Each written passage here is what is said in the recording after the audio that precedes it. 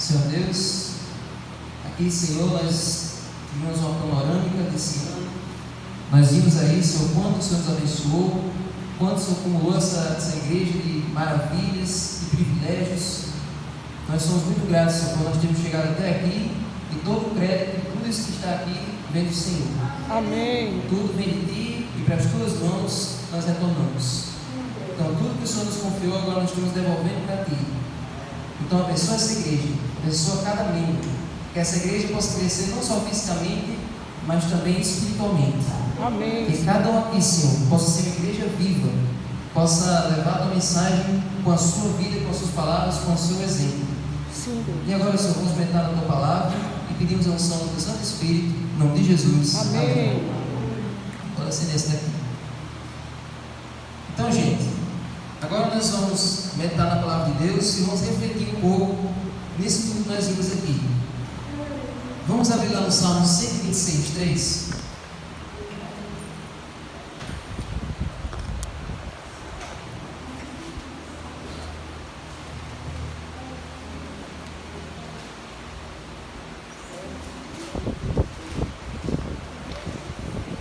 Salmo 126, verso 3.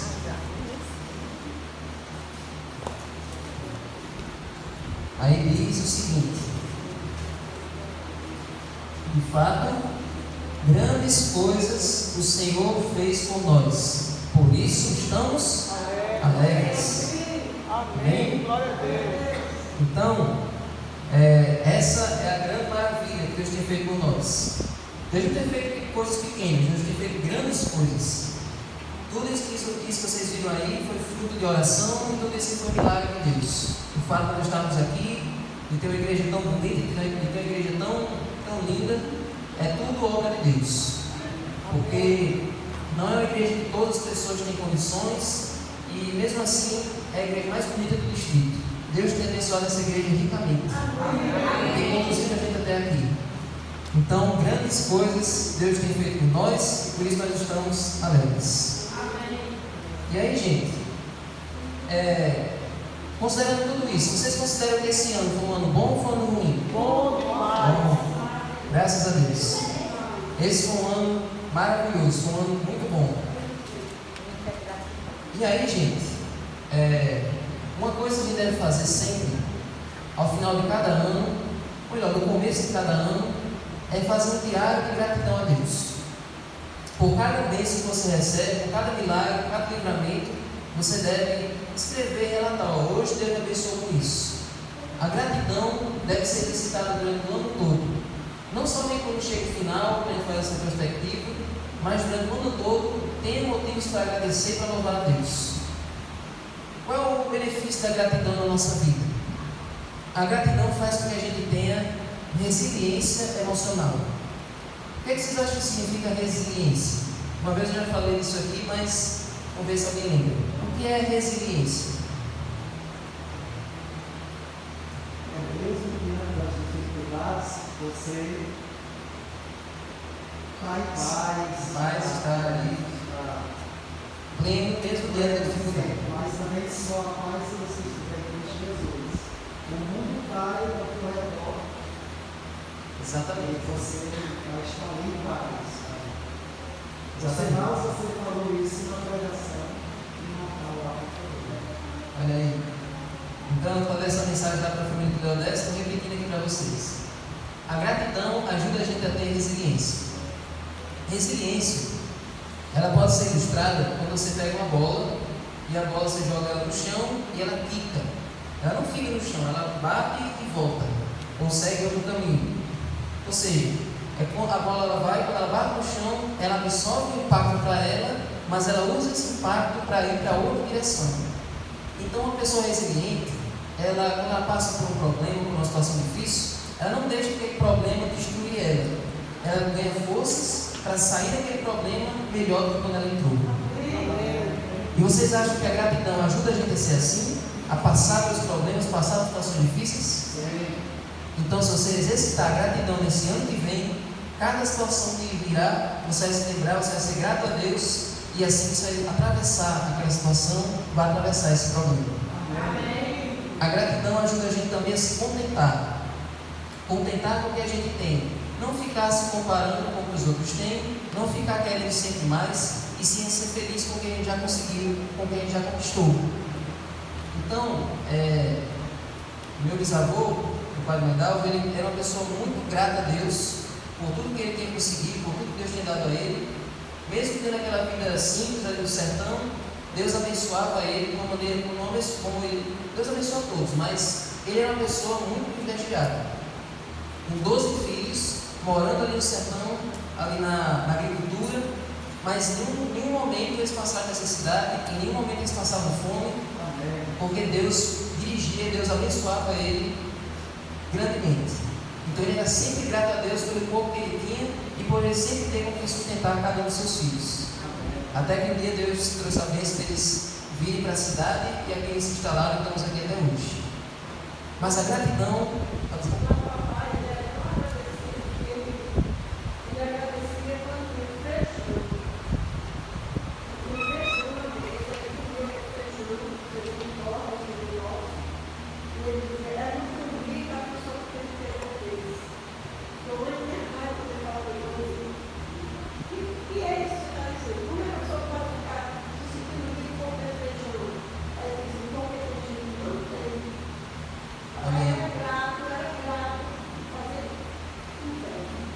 Olha aí.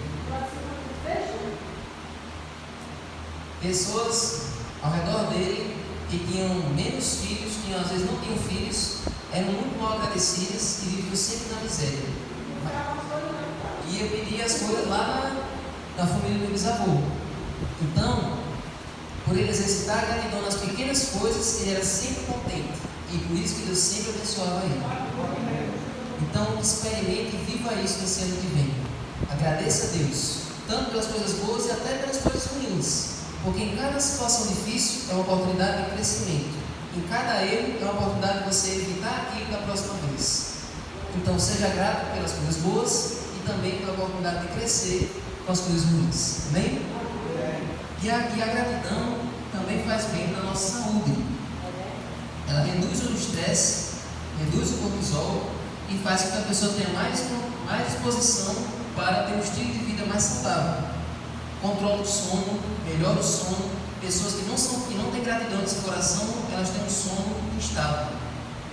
Então, exercite isso na sua vida. Exercite isso no seu viver. Tenha gratidão sempre.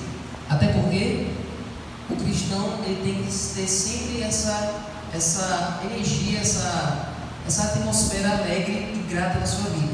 Um cristão mal agradecido, um cristão que vive sempre para baixo, é o pior testemunho que ele pode dar para as pessoas lá de fora. Se no seu local de trabalho, você que é adventista, você é a pessoa que é mais para baixo, você é a pessoa mais melancólica, mais mal agradecida, isso é a pior coisa que você pode fazer, é a pior maneira que você tem de representar Deus. Olha só, tem um texto aqui de Ellen White que é muito importante você meditar. Olha só, coisa alguma tende mais a promover a saúde do corpo e da alma do que o espírito de gratidão e louvor. Quando você é grato, quando você louva a Deus todos os dias da sua vida, isso faz bem para o seu corpo e para a sua alma. É nosso dever resistir à melancolia, às ideias e aos sentimentos de descontentamento, um dever tão grande como é orar. Olha aí.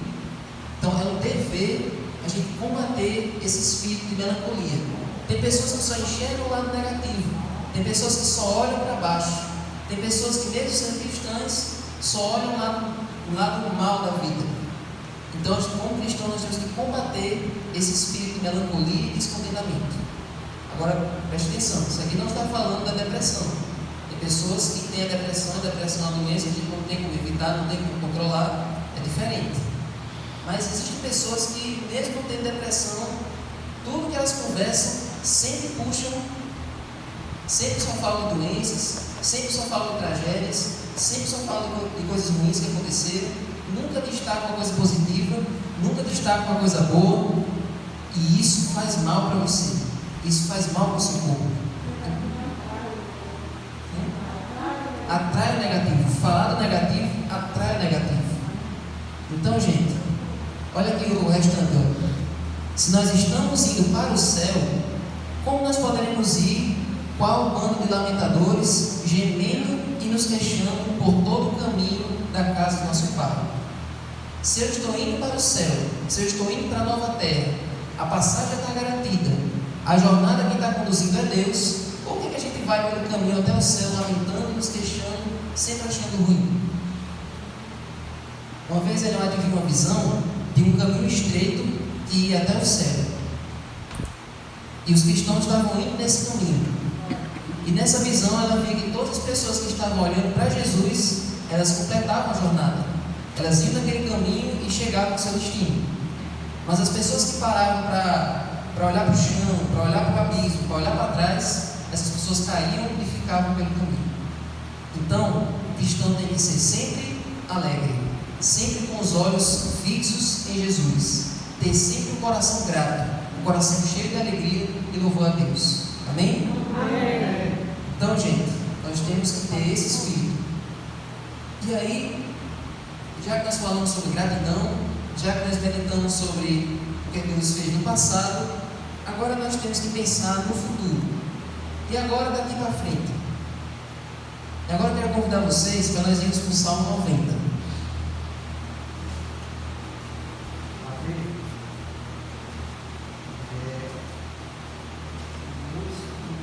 Provérbios 17, 22 diz: o coração alegre é bom remédio, mas o espírito abatido faz secar os ossos. Olha aí. E tem outra passagem de Provérbios que diz que a coração alegre, a formoseia o rosto, deixa você mais bonito. Então, você quer ficar mais bonito? Seja feliz. Seja sempre alegre. Amém? Agora, vamos meditar um pouquinho sobre a vida. Vamos meditar um pouquinho sobre a vida. Quando a gente celebra o Ano Novo, aumente só um pouquinho isso aqui, o amarelo. Quando a gente celebra o Ano Novo, a gente não está celebrando o nosso aniversário. A gente sempre celebra o nosso aniversário no dia que a gente nasceu. Só que os judeus, eles comemoram o aniversário deles a cada virada de ano. Ou seja, se eu tenho 22 agora, a partir daqui a 3 dias eu vou completar 23. Para o judeu é assim. Todo mundo comemora aniversário no final do ano, o Réveillon. Então, a cada ano, cada um deles faz aniversário, cada virada de ano. Então, eles, a cada ano que vira, eles meditam sobre a vida. Eles pensam sobre a realidade da vida, o quanto a vida é uma coisa breve. E nesse capítulo 90, esse salmo não foi escrito por Davi, ele foi escrito por Moisés. E aqui Moisés faz uma reflexão sobre a vida espetacular. Moisés começa esse salmo com o verso 1 e 2 dizendo assim: Senhor, Tu tens sido nosso refúgio de geração em geração. Antes que os montes nascessem e Tu formasses a terra e o mundo, de eternidade em eternidade, Tu és Deus. Amém. Essa é a primeira e grande certeza. Deus é eterno. A gente passa, as gerações passam, mas Deus é o mesmo ontem, hoje e sempre. Amém. Deus é eterno. Agora, quem somos nós comparados a Deus? Olha aí, verso 3. Tu reduzes o ser humano ao pó e dizes: voltem ao pó, filhos dos homens. Pois 1000 anos aos teus olhos são como o dia de ontem que se foi, e como a vigília da noite. Sabe, os outros 1000 anos, para Deus foi como se fosse um dia, no calendário de Deus. Na linha de tempo de Deus, 1000 anos é como se fosse um dia. E pior, além de ser como um dia, é como a vigília da noite, é como se fosse uma hora. Então, para Deus, o tempo não passa. O tempo para Deus, ele vê o passado, o presente e o futuro ao mesmo tempo. Então, nossa vida para Deus é uma coisa bem pequenininha, uma coisa bem minúscula, diante dele que é eterno.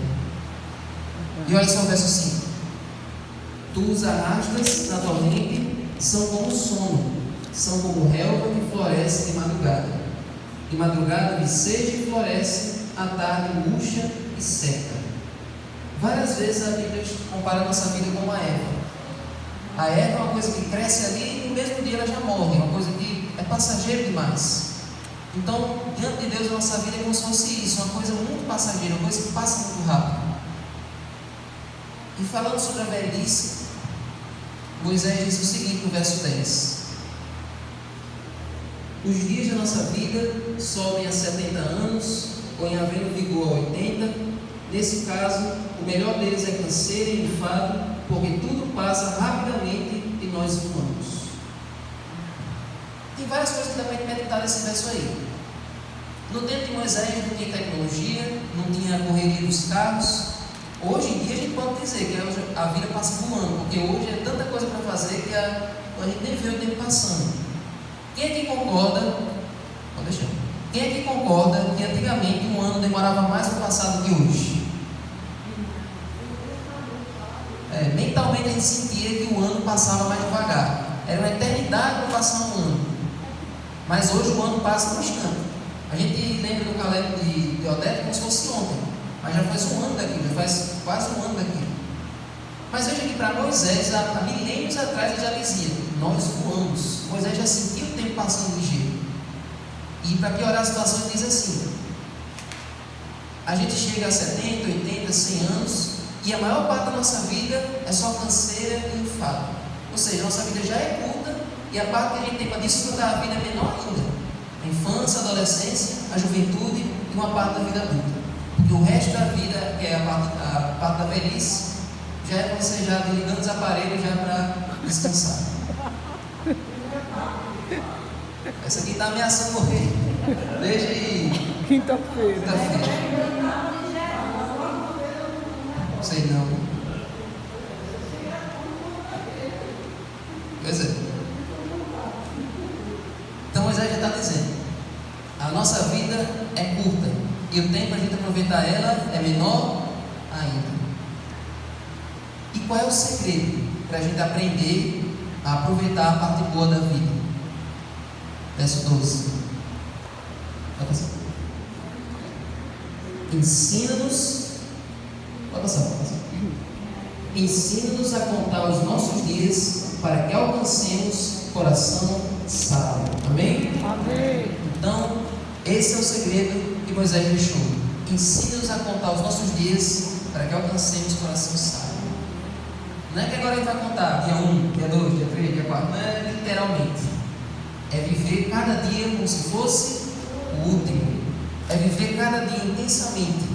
Viver cada dia aproveitando cada momento, não desperdiçando o tempo. Tem uma frase que é uma expressão que é carpe diem. Vivam intensamente, aproveitem. Não deixe para amanhã o que você pode fazer hoje. Esse é o segredo que Moisés deixou. Ensine a contar os nossos dias para que alcancemos o coração sábio. E aí, gente, como é que a gente aproveita esses dias? Como é que a gente pode ter essa sabedoria? Tem as pessoas aí fora que não conhecem a mensagem, elas também sabem que a vida é curta. Elas também sabem que essa vida aqui passa no instante. Qualquer momento um acidente pode vir e ceifar a nossa vida. Só que elas aproveitam a vida da maneira errada.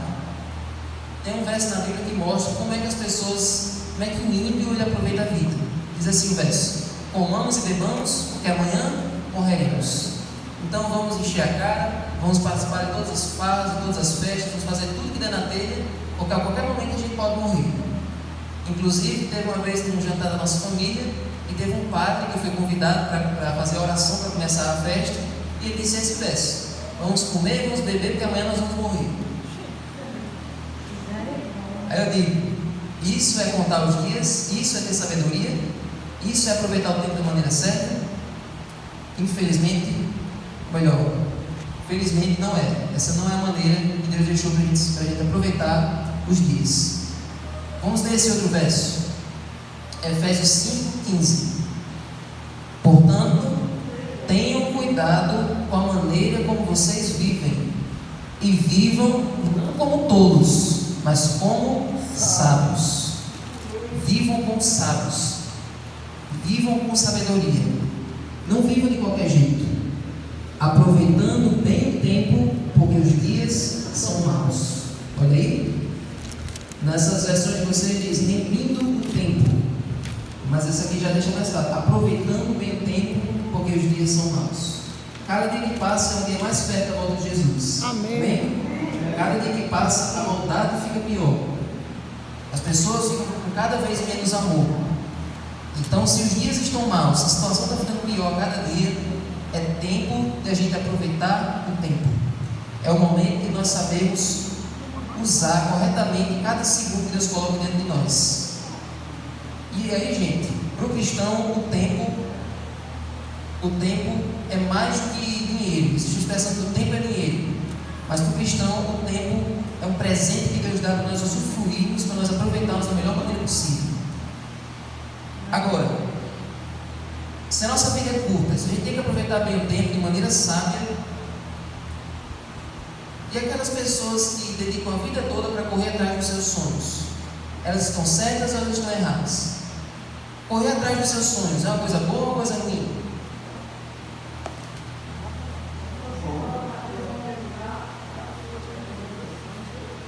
O que é que vocês acham? Correr atrás dos seus sonhos, correr atrás dos seus objetivos, das suas metas, é uma coisa boa ou uma coisa ruim? Temos aí uma opinião diferente. Meu Deus. Por que você acha que é meu Deus? Porque se eu correr atrás dos meus sonhos, estou pensando no meu envelhecimento, como é que vai resolver? Exatamente. Se você corre apenas atrás dos seus sonhos, aí que está o problema, aí que está o erro.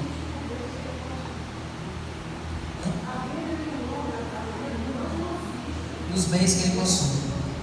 Então, não é pecado correr atrás dos seus sonhos, correr atrás de suas metas, de seus objetivos. O problema é você viver apenas para isso e esquecer da obra de Deus, esquecer da causa de Deus. Existem aquelas pessoas que todo o dinheiro que elas têm, elas gastam apenas para si mesmos. E não tem disposição para doar para quem precisa, não tem disposição para usar aquilo na pregação do Evangelho, enfim. Então você pode viver a sua vida, você pode correr atrás dos seus objetivos, mas não se esqueça também de correr atrás dos objetivos de Deus para você. Amém? Lutero dizia o seguinte: eu vou me casar, eu vou viver minha vida, vou correr atrás dos meus objetivos, como se Jesus fosse voltar daqui a 200 anos. Mas mentalmente, espiritualmente, eu tenho que estar pronto como se ele voltasse hoje. Porque não é louvável um cristão ficar parado, estagnado na vida, apenas esperando Jesus voltar, sem correr atrás de um emprego, sem correr atrás de estudar, ficar apenas esperando Jesus levar para o reino do céu, sem você fazer nada aqui na terra. Então, viva a sua vida, mas também viva o sonho de Deus para você. Amém. Cumpra os seus planos, mas também cumpra o plano de Deus para a sua vida. E olha esse texto aqui. Devemos vigiar e trabalhar e orar como se este fosse o último dia que nos fosse concedido. Se Jesus voltasse hoje, você estaria pronto? Pense sempre nisso. Se hoje Jesus voltar, não precisa. Se Jesus fosse voltar hoje, será que ele, quando ele me levaria, eu estaria com a mente preparada para ele me buscar? Então, é isso que nós devemos pensar. E outra coisa, todos vocês aqui já têm a consciência, depois dessa mensagem, todos vocês já têm a consciência de que o tempo é curto e de que nós devemos nos pegar com Deus. Mas como eu disse, as pessoas lá de fora, elas também sabem que o tempo é curto, mas elas não se pegam com Deus. Então qual é o nosso dever? A cada dia, o tempo de graça de alguém se encerra. A cada hora, alguns passam para além do alcance da misericórdia. E onde estão as vozes de aviso e rogo, mandando o pecador fugir dessa condenação terrível? A cada dia tem alguém selando a sua sentença, selando o seu destino. Aquela pessoa poderia estar selando o seu destino do lado de Deus, mas infelizmente ela vai para o lado de Satanás, porque aquelas pessoas que sabem que o tempo é curto e que sabem a verdade, não falam isso para ela. Então, gente, é isso que nós devemos nos conscientizar. O tempo é curto para nós e para as pessoas de fora. E se nós já nos arrependemos, se nós já estamos aqui, também nós devemos querer que eles estejam. E aí, o restante dessa passagem fala ainda mais sobre isso.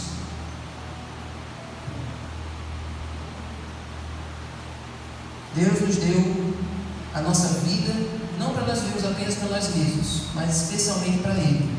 Onde estão as mãos estendidas para fazer o pecador retroceder do caminho da morte? Onde estão aqueles que com humildade e fé perseverante intercedem junto a Deus por ele? Onde estão aquelas pessoas que têm a consciência do tempo, elas se preocupam com aqueles que ainda não têm? Então, que esse novo ano venha com essa responsabilidade para você. Aproveite bem o tempo. Se pegue com Deus, como na oração e estudo da Bíblia. Seja grato a Ele pelas bênçãos, mas se lembre que tem pessoas morrendo ao redor de você, fisicamente e espiritualmente, sem conhecer a Deus e sem tomar uma decisão. Você já tomou a sua, parabéns. Mas aqueles que você ama que ainda não tomaram, então pense nisso. Esse mês de janeiro, nós vamos intensificar a nossa atividade missionária ali na Rua de Érica. Mas a sua missão não é restrita apenas àquela rua. Ela inclui todas as pessoas com quem você tem contato. Aproveite o tempo. Aproveite a chance que Deus deu a você, para que você leve a mensagem para os outros. Amém? Amém. Vamos ficar de pé? E existe aqui um último verso. Quando nós aproveitamos bem o tempo, nós podemos dizer o que está lá em Romanos 14:8. Porque se vivemos, é para o Senhor que vivemos. Pode ler. Quer pois vivamos, morramos.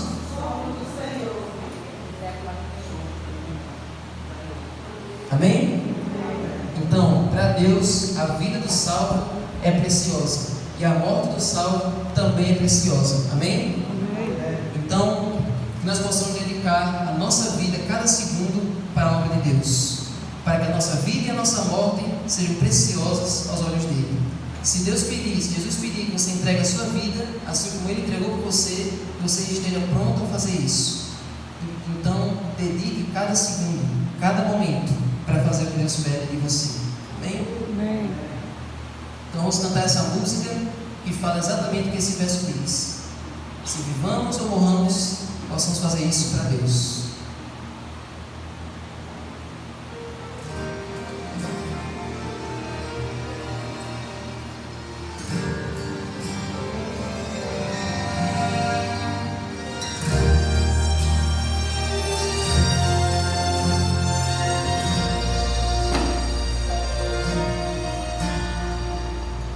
Está nascendo um novo tempo, uma nova geração.